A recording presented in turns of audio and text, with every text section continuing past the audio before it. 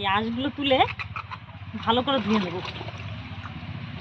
কারণ এর মধ্যে নোংরা টোংরা থাকতে পারে, বাইরের জিনিস তো। তো ভালো করে ধুয়ে গামলাটা একটু ধুয়ে নিই, নোংরা পড়েছে। এই এরকম পিস পিস করে নেব। তো এরকম পিস করে কেটে তারপর সিদ্ধ করব, ঠিক আছে? তো আমি কাটতে থাকি। এই দেখো বন্ধুরা, যে কচুগুলো ছিল, তো কচুগুলোকে আমি এইভাবে ছুলে নিয়েছি। হ্যাঁ, কচুগুলোর মাথাগুলো এইটাকে কেটে দেবো, ঠিক আছে? আর এইগুলোকে কেটে দেবো। আর এই যে কচুগুলো আছে না, কচুগুলোকে আমি এইভাবে পিস পিস করে দিয়ে দেবো। কচুটা যদি এর মধ্যে থাকে না, একটু মাখা মাখা ভাবটা ভালো হয়। তো কচুগুলোকে এরকম পিস পিস করে আমি দিয়ে দেবো এর মধ্যে। এই দেখো, পিস পিস করে দিলে। তো এই দেখো বন্ধুরা, আমার এক গামলা হয়ে গেছে কাটা। তো চলো এখন এটাকে সেদ্ধ বসিয়ে দিই, সেদ্ধ বসাবো তারপর রান্না। এই দেখো বন্ধুরা, কেটে কেটে নিয়ে আসলাম রান্নাঘরে, এখন বসিয়ে দেবো গ্যাসে।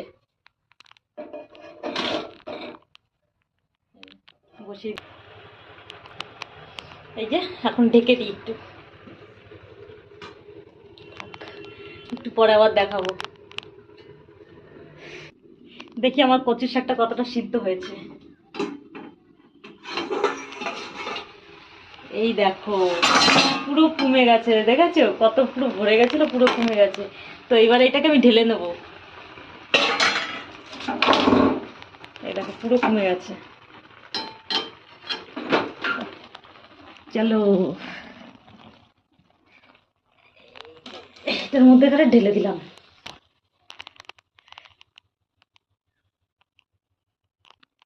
আর এই কচুর শাকে কি দেবো জানো?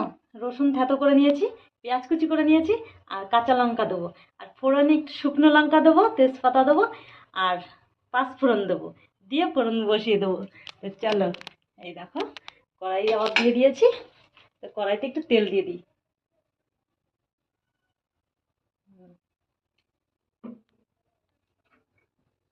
ব্যাস, গ্যাসটা একটু বাড়িয়ে দিলাম। এবার ফোড়নটা দিয়ে দেবো।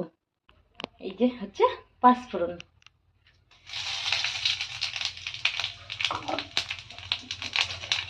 এইবারে দিয়ে দেবো এইগুলো।